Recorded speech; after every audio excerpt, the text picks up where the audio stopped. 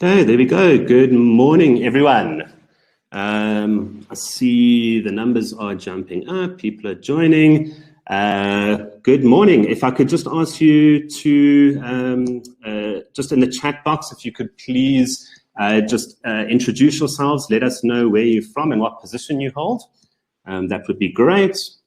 And we'll get started in a couple of seconds. Okay, there we go. Pindiwe, thank you. Linda, cool, got you.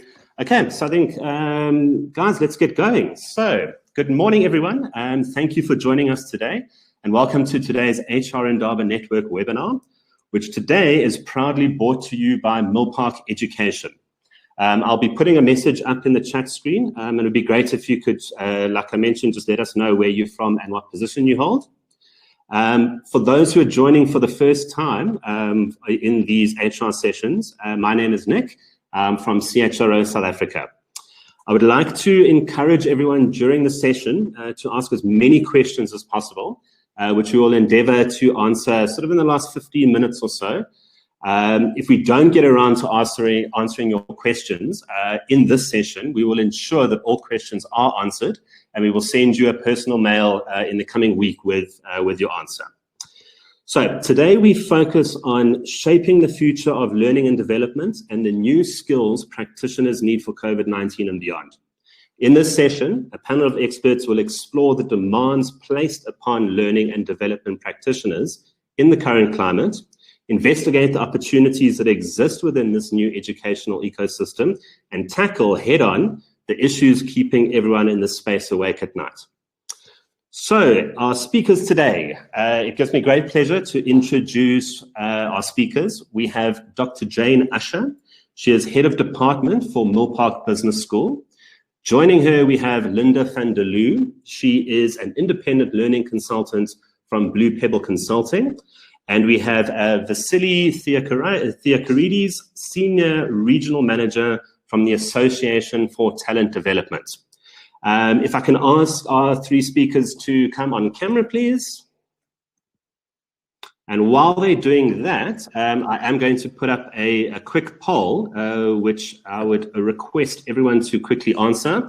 We will give about 15, 20 seconds for this.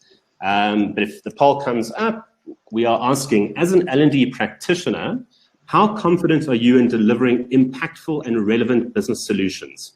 We have very confident, somewhat confident, or not confident. And I see the results are starting to come in. There seems to be a clear leader at the moment, which is, I guess, somewhat expected. And then thankfully the one which we're hoping doesn't come up first is coming last, so that's cool. I'll give it about another 5 seconds. And cool. I'm going to end the poll. Hopefully those results show up.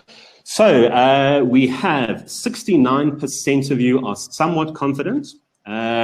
14% are very confident, good for you, 14%, and 16% are not confident at all. So hopefully the 16% will leave today's session with a bit more confidence and take you up into those top two brackets. Okay, so without further ado, I'm just going to put up a different set of slides, and then we will hand over to Jane and the team. And I will jump off camera. So thanks, guys. Jane, over to you. Great. Thank you very much, Nick. Thank you and welcome to everybody. We are very happy that you're all here. Welcome, Baz and Linda. Thank you so much for joining me. And thanks for having us. Yeah, so we can have a nice chat and discussion on, I think, this exciting era that we find ourselves thrust into during this weird year that we're still in. And so we really are looking forward to delving a little bit deeper into how do we shape the future of learning and development. I feel that we have been, as I said, thrust into this different paradigm that we're in. And, perhaps it's a good thing to move everybody along. But with that comes frustration or challenges. And So L&D, we know, has been required to shift perhaps from a predominantly, maybe a more comfortable way of face-to-face facilitation, and you need that in-person interaction all the time in order for learning to take place.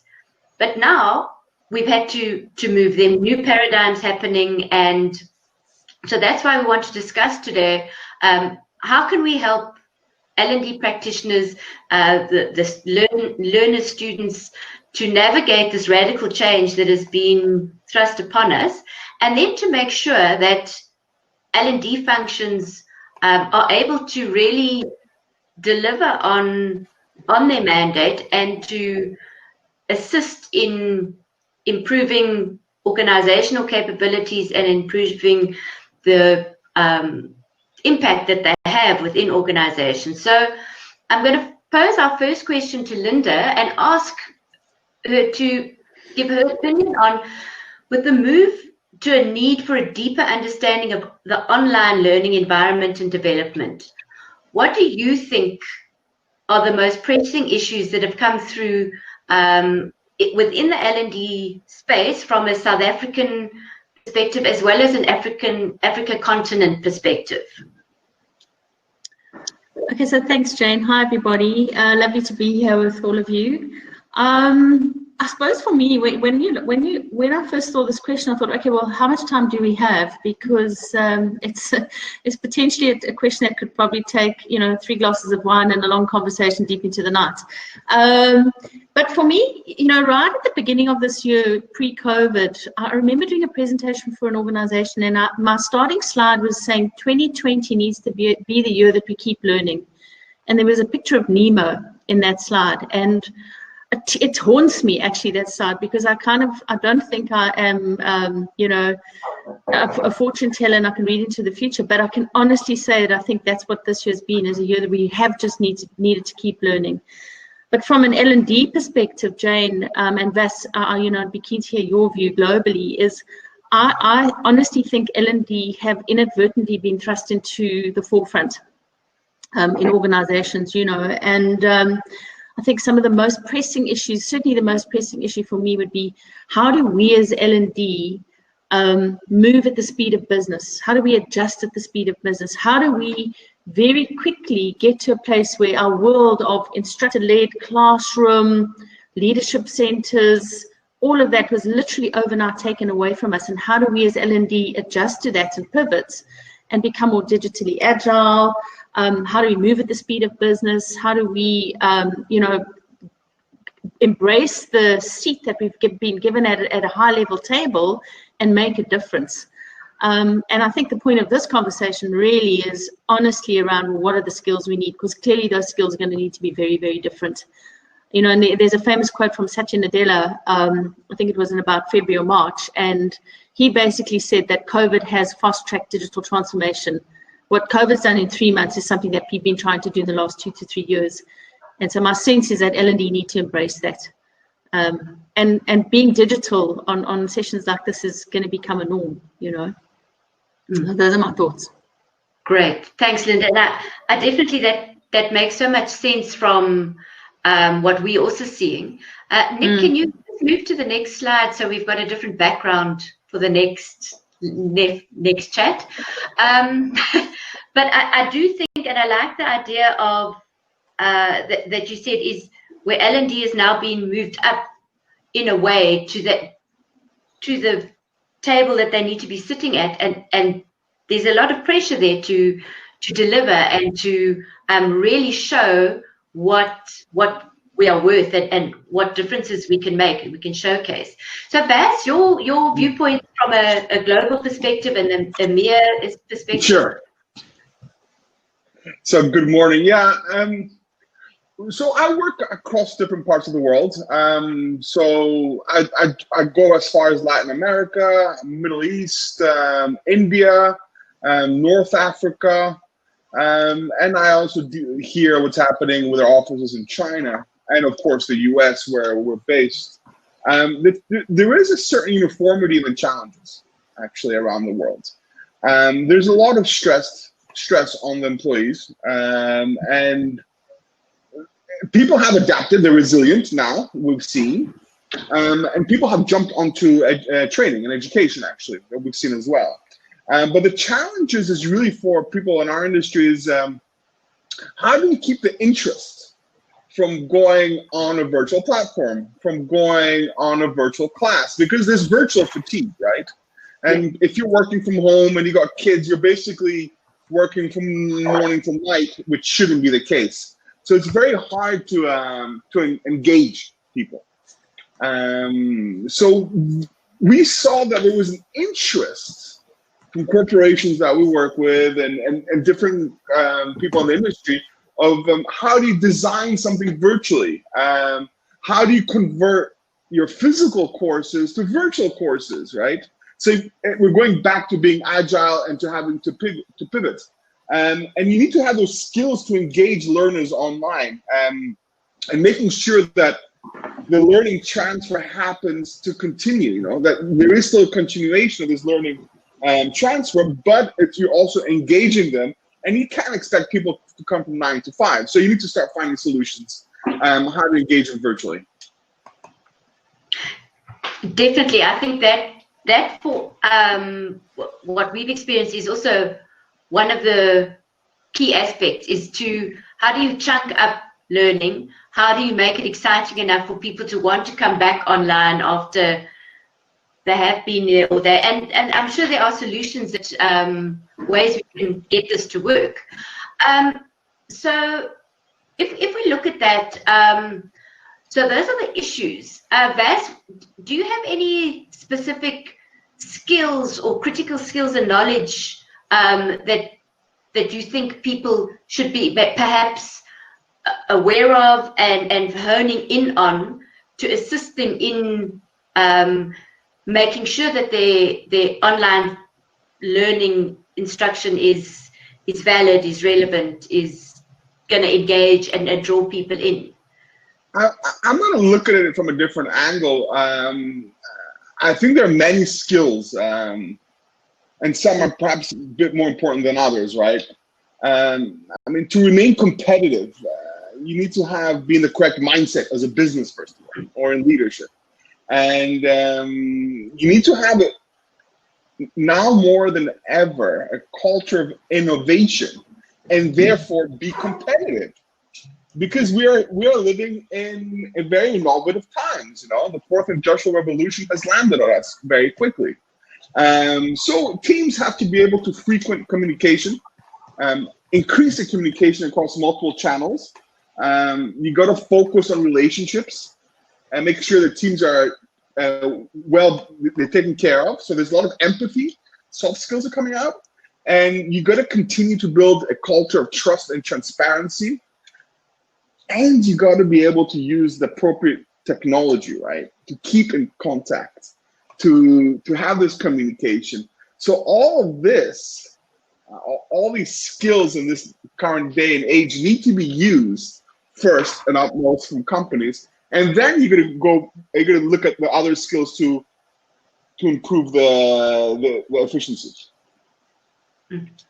Okay, that makes sense. So I'm going to then move to Linda and say, well, with what Vas has said in terms of what he thinks should be happening and that, and it's funny how you think digital, so it's technology, it should be hard skills. And what you see, what's coming through is, you know, more soft skills, what people are calling power skills. Linda, your thoughts there, and then as well, how would you practically measure the success there from an L&D perspective? Wow. Okay. I'm getting all the difficult questions here, so no pressure. Anyone in the chat want to offer me some advice? Go ahead. No, look, I think, you know, I mean, guys, we've got to be realistic here. You know, we really are in a world where we don't know some of the answers. And I think for me, you know, Steve Jobs once said, "Stay hungry, stay foolish." And I think for me, that's honestly the innovation on the edge. Practically, you know, there is virtual fatigue, firstly. Secondly, I think learning and development folks need to recognize that learners now have a choice. And the choice, they have a choice to come into your session virtually, or they have a choice not to come into your session virtually. And so they're speaking with their mouse click. And what I mean by that is the content that you thought was good in a classroom is not going to be good content virtually. Virtual requires engagement. Virtual requires to see people. I mean, this insane behavior that we have, that everybody switches their cameras off, just doesn't make sense, because you can't see the person, you know. So we're going to have to shift subtle little things to be digitally more in tune with those learners.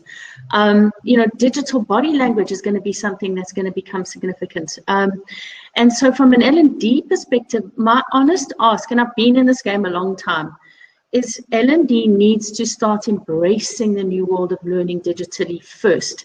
And there are skills, and Vas can talk around these skills. There are very simple skills that people can put in place to do that. And it starts with, you know, when you do online sessions, prepare. Walk 2 days in the shoes of the learner. You know, make sure that your questions are prepared. Make sure that your answers are articulate. Make sure that you're not going out there and putting a whole lot of nonsense that you've seen on Google and hoping that somebody's going to absorb it. They're going to speak with their mouse click firstly. And secondly, something that I say to all of my clients and people that I coach and mentor is give people a GPS. In other words, give them something to aim for. If you're talking reskilling, talk about reskilling in the context of learn about AI or learn about Python or learn about R. Give them something to focus on. And that's where I think the big shift is going to be from learning. You know, it was easy for us to gather all the crowd and say, we're going to have an auditorium session and there are 300 people and we're going to splurb out 80, you know, PowerPoint slides, and everyone, if you get 3 of them, you're lucky. Whereas now, learning in this world of digital needs to be a lot more focused as an L&D person. And it's going to require that, you know, in terms of skills and how you do. And I can go on forever on this thing, but the point is be focused. Learn to speak with their mouse click, give them a GPS, and make sure that you embrace the technology yourself as an L&D person. And that's so true, I think. But with what you're saying there, Linda, Nick, if we can just also have another background. We don't have too many slides, but it just gives us something else people to look forward to.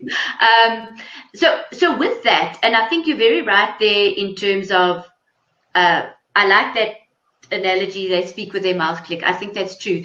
Do you think that being more focused will help L&D people measure this better in terms of the impact? You know, because of before, it's a lot of people, some of the outcomes may have been not as specific, or perhaps not thought through as well and focused. You kind of know what they need, but, you know, out of 20, maybe 14 will get it and start being able to put it back into the workplace. Do you think, in a way, we've got an edge here to be more specific, be more focused, and then ensure in kind of assessing what has happened, and the whole making sure you assess your learning and what has happened? Do you think that can lead to perhaps more focus from these? Yeah, I do. I think, you know what, I think what focus gives you is direction. And when you have direction, you have a journey and you know where you're going. What you want to measure is when you get there, that you've got there with intent and you've got there for the reason of getting there. Hence my story around GPS. One of the new capabilities that I absolutely love from ATD is the principle of, you know, what they call capability around learning sciences. And I think what that does is, you know, the science of learning now, not the art of learning. And that's probably the move that we need to get into. You know, is learning is now becoming a science. It's no longer this art of we think someone can stand up and draw a picture in front of the classroom. Yeah. But I can see Vas nodding his head and Yeah. Vas. Yeah, Vas, your views there?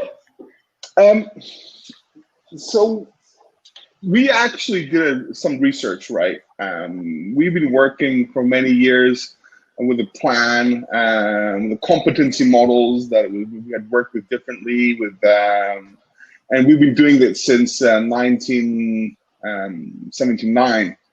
So we've been speaking to different organizations in the US, and then when we became ATD, more global, to see how you need to have organizational effectiveness, right? How you have to be ready. And we did research, right? And this research was released in 2020. We created the ATD capability model. And this was really created because we wanted to look at L&D from a different point of view. That is not only one job that you're doing, right? That you have to be agile and you have to know different parts of the business in order to move forward. So you can't just be a single player. You need to know what the different other departments are actually doing and understand their language as well. So you're not an order taker anymore, you're actually getting solutions. So we looked at different domains that we think, something that would be simple enough so people to digest. So we looked at the domains of building a personal capability, that means yourself, what you need to grow, then you developing a professional capability, what you need to do for the job, and what impact that could have on the organization. And the capability model that we created was basically to prepare professionals, either academics, institutions, professional groups, or anybody else involved in our great industry, as to perform TD functions according to a model, right? And TD managers and leaders may use the model to establish themselves the new role in the company. So basically, it's broken down quite deep, but the theory behind it is you need to prepare for the future, and now we know that more than ever. You need to be able to be agile. You need to be able to pivot, and you need to have those skills for that. And those skills can also be, virtual. Right now we're talking about virtual. That's a skill, and you have to be quick to adapt. But I can go more in detail afterwards of the model. Yeah, I think, Nick, also we've got a picture of the model. So in the next slide, so perhaps, Vaz, you could just dive into the elements in those facets. I think it's really great that you've got, a lot of people forget about the personal side of this. And I think for me, that's the foundation of moving into your professional and organizational area. So perhaps you want to take us through the parts per. Of course. And I'll take it at a high level because I know most people won't be able to absorb everything automatically. And this is not the point. It's just to give you the idea.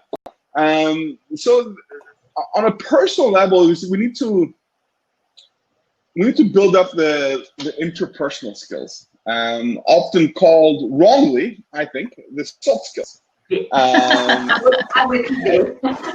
Daftest thing ever. Yes, exactly. And these are needed to build effective organizational and team culture, right? Of trust and engagement. This is very important. So some of them is communication. This is critical right now in a virtual setting. You have to be able to communicate all the time. You need to up your emotional intelligence game, right?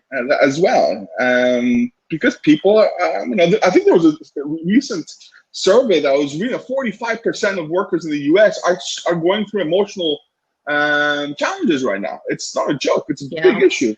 And you need to increase collaboration and leadership, right? So collaboration is more important than ever. So, and these are some of the aspects that we talk about on the personal capability. There's more. But this is the ones I wanted to highlight. Then you're going to develop professional capability. So this domain is a practice embodies a knowledge and skills and talent development that a professional should possess.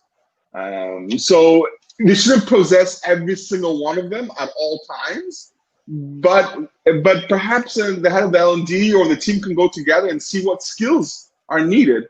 So these are learning sciences, which I highlighted 100% because it is learning sciences. instructional design, and of course, training, delivery, and facilitation, right? So these are some of the skills that we were thinking of to develop a professional capability. And then all of these are nice, but how are they impacting the organization? Impacting is only revenue. Impacting is overall. So you need to have a mechanism to ensure that there's a primary mechanism driving the organization forward.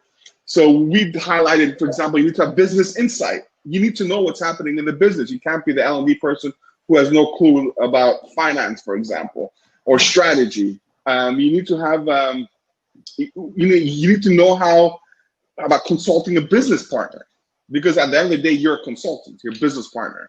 Organizational development, performance improvement, and what I think is the most important impact right now is future readiness.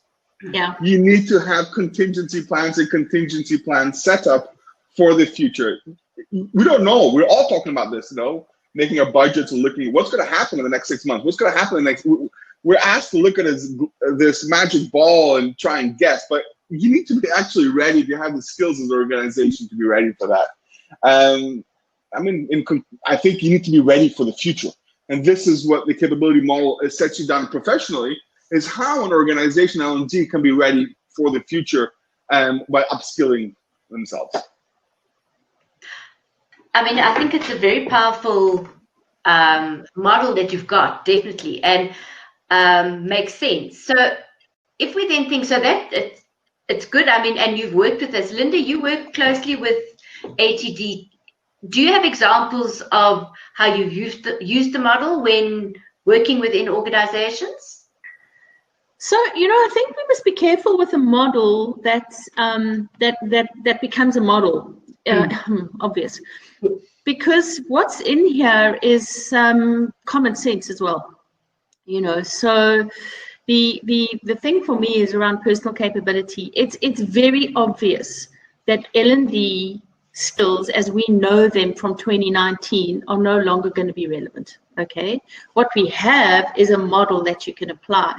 So a lot of the time, without pulling a model out and go, okay, guys, we got to use this model, and are you, and how competent are you, and what's your proficiency against these things? I think the first thing would be to get your head around this model as a learning and development professional. Secondly, to start with your personal capability build and your own personal skills that you're wanting to build, and benchmark yourself against what you think, where you think your gaps are. So I'm talking about how we practically apply this, okay? And the other piece that I think is very, very important at the moment, and it's a lot of the conversations I'm having, is what is the data around you telling you? What's the learning data telling you?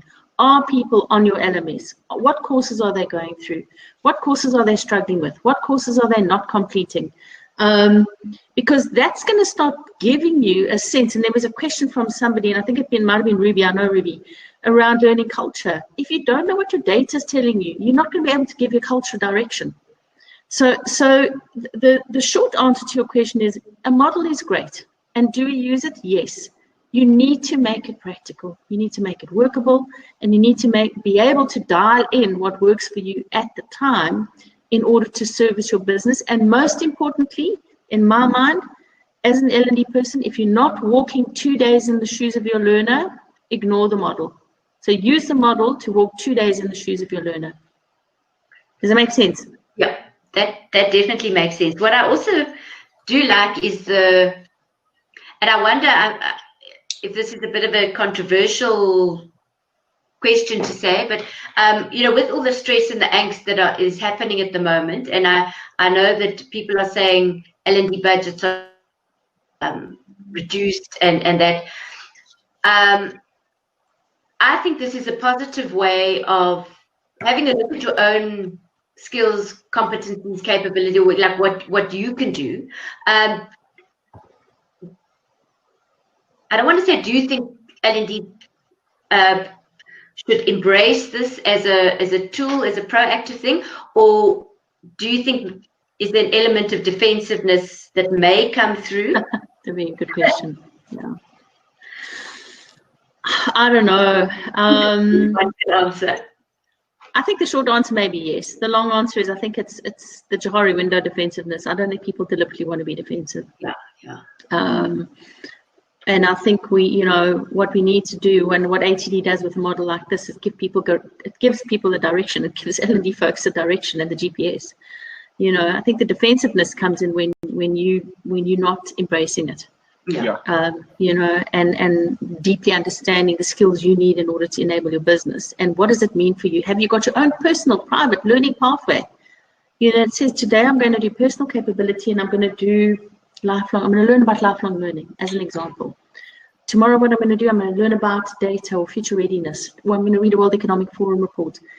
That's the difference here. So when you say, how do we apply this model? It's like that. Yeah.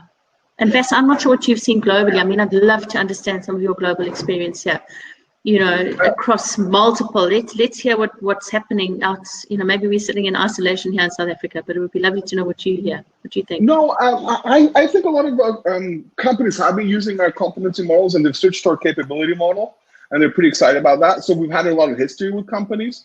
From actually phone calls, right? So actually speaking to people around the world, there's much less defensiveness as you raised in cutting back L&D, especially from leading companies, leading corporations. They're not going to do that because the leading corporations have put a culture of learning inside their organization, right? And they know. I'll give you an example. A bank in Russia.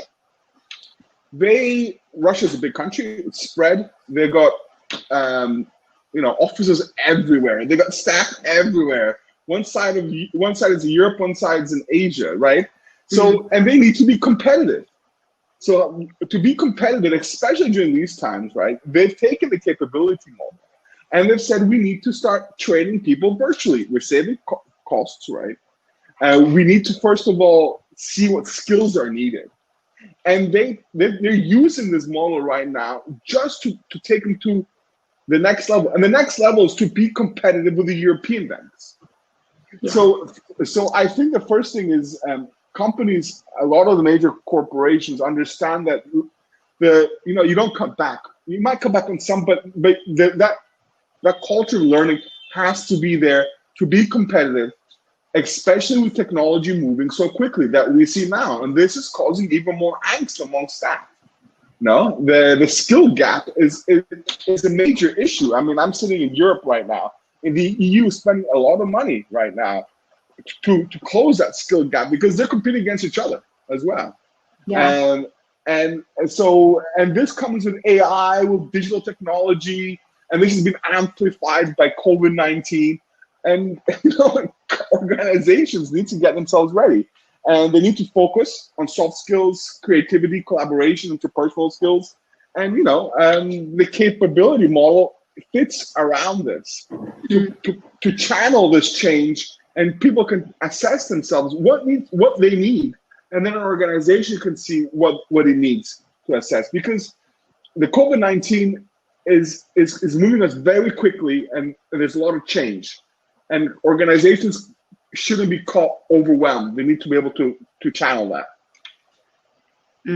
So I think also what is coming out from what you both are saying and what we've seen is there are different aspects we need to be looking at. So as an L&D practitioner, you need to also look after your own lifelong learning needs. Your own surprise, which we don't, though. Just putting it out there. Yeah. You're so focused on helping everybody else and getting them up to speed that your personal development goes out the window. So I think that's a really important part. The other area that's coming through is the focus on what the actual learner, what the learner person's student needs. Because I think it's becoming more and more where, I can choose, I've got a brain, I can choose what I think I need, and I may need support from certain people, but it's not an outside in thing anymore saying, you need this. You will do this this course, you will do this thing, where they're saying, Yeah. no, I can add one and one. I don't need that. I need, say, emotional intelligence, or I need to understand a little bit more on personal leadership, or like you say, perhaps more AI. It has GPS. Yeah, exactly. Exactly. So there are those kind of areas, and it does need to be, we need to start looking from the outside in, from the learner in, when we do that. And so that's kind of what's coming through. Any other thoughts that are coming through in terms of overall themes that Go ahead. Go, guys. Sorry, go for it. Just to tell you what we're doing at ATD, something practical, just because we're all, at the end of the employees around the world, is we're given X amount of time per year to learn something new. And this is not only academic, right? Anything, learn how to ride a bike, learn a language. And we're allowed to take, if I'm not mistaken, 40 hours to during our work time to learn something. Why are we given this? It's really very easy. It's to get that culture learning. And then the teams are more interested in learning themselves. So it's in each training, in each practice, and it's also, you need, especially now, you can't just be throwing all the work at the people all the time and say, do this or this. You need to have some empathy and connect with them, and also give them some time to de-stress through learning, through positiveness as well. I think that's important. Linda? And it's adding on to what Baz is saying. I think, what worries me is that there's this myth around now budgets are going to be cut. And yes, they are. There's a reality around it. But I'm still need to be convinced that the training budget's going to be the first budget to be cut now, because of the skills and the competitive, and to Baz's story around the Russian bank. It's a reality we've got to come to terms with, but it also means, what do we do with that budget that we have, and how do we optimize that to make sure that the learner has the best learning experience, which gives them the best chance of a career, of safety, of relevancy, security, etc., etc., etc. And so, I think that we're going to need to be creative, like ATD are doing, in terms of what we ask people to learn. And sometimes that learning might be something that's completely out of the box in terms of that person's role. But what it's going to do is it's going to give them relevance, and it's going to give them a future skill that they, or something. It's just going to give them something that's going to be different in this digital world. So two comments. One is I'm not convinced budgets are going to be completely cut. And secondly, I think the budget we have, we need to maybe be a little bit more creative with what we do with it. There's a question, Jane, from Liza, and maybe it's relevant to just look at this now, because if I understand the question is, how does an L&D professional decide which courses skills are priority in the context of COVID? And if we go back to the budget conversation and the skills conversation, it's a brilliant question, because there's so much noise out there. You have in this world at the moment, there is technology. Learning technology is coming down like a tsunami into our world. Then there's a demand for reskilling, upskilling, multi-skilling. Then there's business saying, well, we're pivoting and we're doing this. So there's noise in our system at the moment. So, my advice honestly would be, get a sense of what's your business strategy, and based on that, look at the skills you need to be able to talk sense into your business strategy. So I think one of the key skills L&D people need to learn now is how to consult in a digital world. And it encompasses all of the personal, professional, and organizational components of ATD. And that's just a view. But I think if you can get your head around the consulting and you can talk business speak, all of these things make a lot more sense. And I think with that, Linda, as well, as you say, it's the personal thing, and for all L&D people to perhaps take a step back to say, I now need to motivate very carefully and smartly as to why specific learning paths are required for different people and why it may be different per person. We're not going to lump 50 people in an auditorium as we've done before in the box, because that's what we had to do. So going back again to say, it's an easy option. Yeah, you know, and just saying, putting it out there.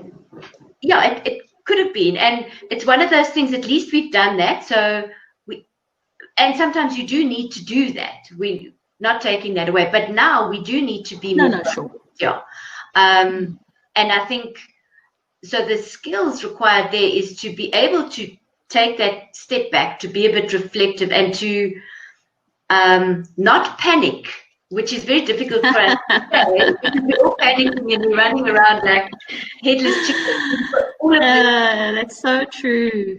Yeah, and we still only actually have 24 hours in a day. I don't know if anybody else really has managed to get another hour or two in. Wow. If somebody's got the recipe for that, please let us know, because we need that. And I really think, you know, and then to collaborate with your peers and to say, well, you know, how do you motivate this? And I think, again, that in a way it's peer learning from each other. You may be in competitive businesses, but so there's and one of the things that we talk about in the business school fraternity is kind of co-opetition. So we are in competition, but we actually are in the same ecosystem. Yeah, and I think we can learn from each other and just get a better and better kind of game that's happening there. Are there any other questions, Baz? I think we had one. There was a nice one that we were going to look at. Nick, you're back. Yeah, here I am. Yes, there was one from Nandeepa in the pre-survey questions, sort of asking about conducting skills audit for the future world of work, the competencies required of learning and development practitioners. Okay, Baz? Yeah, sure. It's interesting because I just want to jump on. We've done recently. We published a research report on evaluation as well, an audit, and noted that a lot of organizations, and mainly, I think it was 75% of the people which were questioned were in the U.S. The rest were outside the major organizations, but not only major. That's actually small ones. There were students. Who were working organizations, so it's across the board. And there was a struggle with evaluating whether their programs meet business needs of the organizations, right? So that was a big struggle for many organizations. And we wanted to highlight this question is, regardless if there's an increase of digital learning or not, depending where you are, you don't ever abandon evaluation. You must always establish clear goals that can be measured. You got to still continue collecting data, which is meaningful from leaders. You need to identify key performance indicators that can be measured, and you need to be ensure that whatever you're doing with evaluation is in alignment with your business. Right, that's the most important. So that can answer the evaluation of the audit a bit for that question. Awesome, thanks, Vaz. James, you want to just move to that final poll quickly, and then we can tackle some of the rest of the questions? Okay. We do have one more, which I'm going to put up now, which is, in the light of the challenges posed by COVID-19, what mode of learning do you feel will be used to facilitate learning and development within organizations going forward? Is it online learning, face-to-face learning, or a blend of it's going to be virtual reality. Well, exactly. I should have put that one on as well. Hey, we should have. It's just interesting to see whether people think that there's still a space for face-to-face learning, and especially in the light of, we had another question about how do you manage this with many blue collar Yeah. So Linda Bass, do you have any, while we're waiting for this poll, any advice in terms of kind of how do we manage that as, especially where we are, it's a difficult one. Yeah, please go ahead. Oh, okay. I'll take this one again, Bez. You know, I think we need to be pragmatic about this. Is that what we've seen in 6 months of lockdown? We are all, I don't know about you, because I'm an extrovert. I'm completely deprived of people. I just can't wait to get back into the office and see people. You know, so, and with my mask and everything else, you know.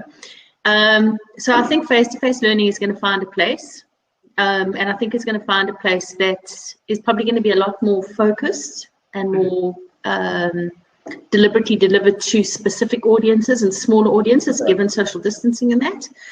And I think online learning is going to shift into a whole new realm around digital learning, virtual reality, you know, and I mean, I don't know if people can remember so far back as Second Life, but those kind of things I think are going to come right back into play here. And again, you know, to the poor old L&D folks that think we just wanted to be, you know, teach people how to do their job. All of these things thrown into the mix. I think online learning is just going to take a whole different world of its own, in my mind. And the blend traditional, no, blend new, maybe blend gets a new name. Yes, but just today. Yeah. A new name I heard yesterday was hybrid learning. So there you go. There's hybrid learning. There we go. There you go. So basically, what corporations are doing, this is speaking in Saudi Arabia, a massive oil company. So they're bringing people in the room, of course, 2 meters distance and so forth. And what they're doing, they're putting a TV where the facilitator speaking from an exit part of the world, because the learners wanted to learn from each other in the room. But you couldn't actually bring the facilitator over, so they created that, and that works perfectly for them because no one wanted people now can move around a bit more, especially in companies, right? So they're saying, well, you know, instead of me sending you over to X place by car or by plane, why don't you guys come to a room, a nice boardroom? You guys can, you know, the team can still speak. And then there's going to be TV. So things will change according to the culture of the company and according to the culture of the country, right? And how people look at face-to-face. In some parts of the world, face-to-face was rejected off the bat, but they had to adapt. Yeah. Right. They had to pivot. So yeah, we've seen it, and it's changing daily, and people are becoming more resilient and accepting different forms. Yeah, that makes sense. Yeah, I think as we're moving and we delivering and discovering new methods that work and then don't work, I mean, it's a whole, you know, iterative process that we're going to go through. And that's where, from our point of view, I think working with our clients in terms of what is it you do to create the solution, and really partnering deeply with them is a really, really important part of being successful in whatever solution you come up with. Linda and Baz, I'm not your ideas there? So I mean, I've got a view, and I think it's interesting that there's 0% on face-to-face, because essentially what we're doing now is face-to-face. So maybe we need to just be sure around, you know, clarity of definitions. But that be that as it may, it is interesting. I almost think COVID is going to make us go much more personal with learning journeys, rather than, you know, shotgun. And the blend is going to depend on how that person likes to learn, but also what they need to learn. But I certainly think the personalized journey learnings are going to pop out of COVID, you know, and it's not inconceivable that that you'll have one person with a personalized journey, but looks the same as the person next to them, but it's still going to be personalized. I think that's the best. No, I think, again, depending on where you sit in which part of the world, how it's going to move, it really depends, right, on where the organization is sitting and how willing they are to adapt. I see the personal learning as a fact as well, 100%. Where organizations like now are going to have to adapt to the personal needs of each employee, right? Like we're doing now, like you know, work from home if you want to, learn this way if you want to. So we need to start adapting ourselves to the employees as well, and not being so regimented and fixed anymore. And this is what we've learned, that you're asking a lot from people when, for example, when they're working from home. And you're giving them the option if they want to come back to work, if that's possible. Then you give them the option of how they want to learn as well. And we have to be more agile on that perspective as well. And I think somebody just made a comment around the Australia piece. You know, employing people, youthful people that are more, you know, able to pivot quickly. I'm not sure it's a youth thing. I think it's a mindset thing. It's a mindset. But yeah, maybe. Makes sense. Sorry, Jane. No, I agree with you there. And I think, so kind of what is coming out of there is, I think it's quite proactive, because what you're saying is we're giving the accountability back to the person. Say, you need to know what you need to know, and we'll support you in your needs and your learning journey. So I think it's then going back to having an understanding of yourself, your career, what you need. Then again, to look at transferability between, you know, we need local, continental views and understanding, but we also need to understand the global arena. Because, you know, if you want to add value in a global perspective, and that's where I think, you know, working with, say, ATD, and that does give a definite value add. And for that, I think, yeah, your views on the transferability from a local global perspective would be interesting. I think it usually depends. Many corporations have de facto become global in outlook, and what they're learning, even if they don't admit it, because we're connected all the time. We're going on different forums. It's there. It's a fact. Now, and sometimes the more mature corporations are also admitting, right, that there's no one best way according to where you are based. So you got to learn from everything that's happening around you, and to move forward. And this is one observation from having calls all the time from different parts of the world. That's all. Yeah, I think so. But I do think, Jane, you know, there's an element of, and it's interesting because the work that I've been doing with ATD, we've targeted quite a lot. Not targeted. We've got a lot of interest from Ghana and Nigeria. And which is typically, and you know, from my experience at Standard Bank, those countries are always early adopters in learning, early adopters in a lot of ways, but also very certificate driven, as well as Kenya, you know, and I think the power of a global certificate in the digital world is going to be even more powerful, you know, and it's because digitally it doesn't matter anymore, you know. So I think, is it transferable? Is it transportable globally? Yeah. And I think the power, as I say, the power of an international certificate, you know, there's a lot of pulling power on it. Yeah. It makes sense, definitely. And we can see it from our perspective and from a qualification. I'm sure you guys do. Yeah. Yeah. It's definitely adding a lot of value to our. Absolutely. Yeah. And that's not to take anything away from local, not at all. But here comes the blend, so blend blend an international with something local that's relevant. Yeah. And I love Janet's comments in the chat around let people craft their own degrees.